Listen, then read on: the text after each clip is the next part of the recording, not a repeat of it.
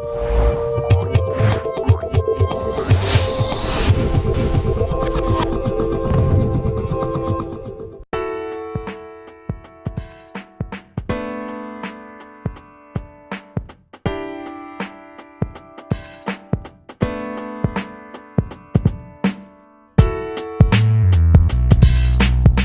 qui va changer pour les candidats fondamentalement, c'est que pour la première fois, le projet va être au centre de la procédure. Si je simplifie avec APB, le projet du candidat était toujours second par rapport aux logiques académiques. Les rectorats avaient pour principal souci que tous les bacheliers dans l'académie aient une affectation dans le secteur académique, et donc le logiciel était paramétré pour répondre à cet objectif. Peu importe le projet motivé du candidat, peu importe les acquis antérieurs, ce qui était important, c'était l'appartenance à l'académie. Et si je prends un exemple, pour la licence de droit, un candidat de l'Académie de Paris qui mettait la licence de droit en vœu 1 à Nanterre passait toujours après un candidat académique, y compris un vœu numéro 12. Si on prend l'exemple de Parcoursup, ce qui va changer, c'est qu'avec Parcoursup, on part du projet motivé du candidat. Donc là, ce qui est le plus important, c'est la façon dont le candidat rédige son projet et élabore sa candidature. Et les universités vont traiter toutes ces demandes indépendamment des logiques académiques, même si nous aurons des quotas. Donc si on reprend l'exemple que j'ai évoqué, un candidat de l'Académie de Paris qui candidate à Nanterre avec Parcoursup a tout à fait ses chances d'être pris à Nanterre.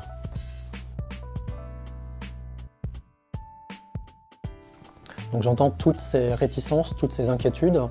Ma fonction en tant que vice-président de l'université en charge de la formation et de la vie universitaire, c'est de veiller à ce qu'on ait à l'université la meilleure transcription possible de la loi et une application qui tienne compte de la politique d'admission que nous avons toujours eue à Nanterre. Donc nous avons à cœur avec les services de faire en sorte que la gestion de la prochaine campagne de candidature se passe au mieux pour les collègues, enseignants et administratifs, et que nous puissions la gérer dans les délais qui sont impartis. Nous avons mis en place un premier comité de pilotage de Parcoursup qui cherche à établir une chronologie des différentes actions que les responsables de formation vont devoir réaliser tout au long de la période. Nous avons également pris l'engagement à la CFVU de mettre en place un comité de suivi des attendus qui inclura à la fois des élus enseignants, administratifs, étudiants et des personnalités extérieures, et notamment Madame la proviseure du lycée Joliot-Curie de Nanterre.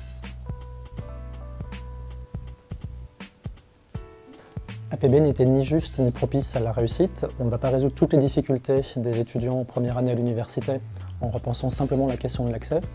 Il faudra évidemment avoir toute une série de mesures pour les accompagner tout au long de leur première année. Ça, c'est quelque chose qui est vraiment essentiel et c'est la seconde partie du plan étudiant. Mais il fallait évidemment commencer par réformer l'accès à l'université. Je vais juste donner quelques chiffres pour donner un petit peu les principales caractéristiques de la dernière campagne APB pour Nanterre.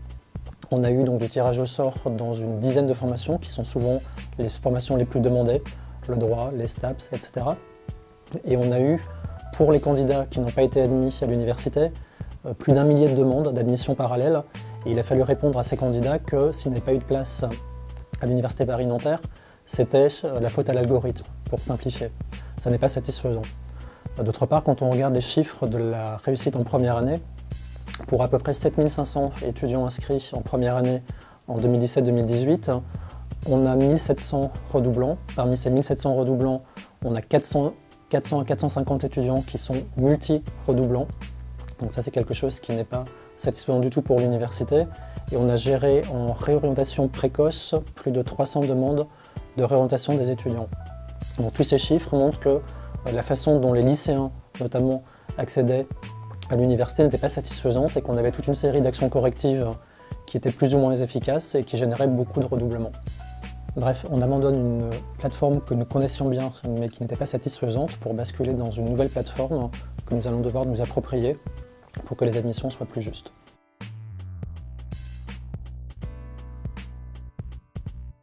Concrètement, une première enveloppe ministérielle va nous permettre d'accompagner le travail des collègues enseignants et administratifs qui vont fonctionner en binôme, avec d'une part la rétribution de l'examen des dossiers par les équipes enseignantes et d'autre part un renforcement de la scolarité de Nanterre et de Ville-d'Avray pour accompagner le traitement des candidatures. Les comités d'examen des vœux vont devoir vérifier que toutes les candidatures répondent bien aux attendus qui ont été votés pour les différentes formations, à la fois les attendus nationaux, donc communs à toutes les mentions au niveau national, et puis les attendus locaux que nous avons votés à Nanterre, à la CVU et au conseil d'administration. Ça, c'est la première étape. Pour vérifier l'adéquation, les collègues vont pouvoir s'appuyer sur un menu d'aide à la décision qui est intégré dans Parcoursup, de la même façon qu'on avait cet outil dans APB. C'est un outil pour l'instant que seul l'IUT maîtrise, puisque l'IUT avait des filières sélectives que sont les DUT et a pu tester l'outil. Donc nous avons eu toute une réunion de travail avec l'IUT pour voir un petit peu comment fonctionne cet outil d'aide à la décision. Et nous allons organiser des formations pour les collègues enseignants administratifs de Nanterre, afin qu'ils puissent procéder au paramétrage de cet outil en cohérence avec leur propre filière. Pour la première fois, c'est le dossier complet de l'étudiant qui va être pris en compte dans l'examen des candidatures pour son accès à l'université, et pas seulement les notes du candidat en première et en terminale, mais tout son parcours, son projet de formation motivé, l'avis de son conseil de classe dans la fiche à venir, et puis tout ce qu'il pourra joindre au dossier.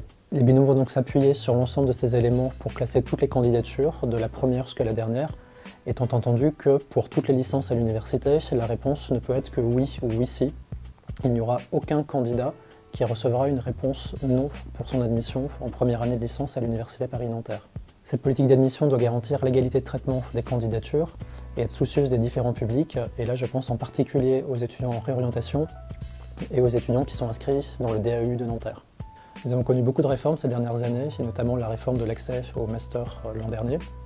Chaque fois, nous avons relevé le défi collectivement au service de la réussite des étudiants, et je ne doute pas que pareillement et collectivement, nous relevions le défi de Parcoursup.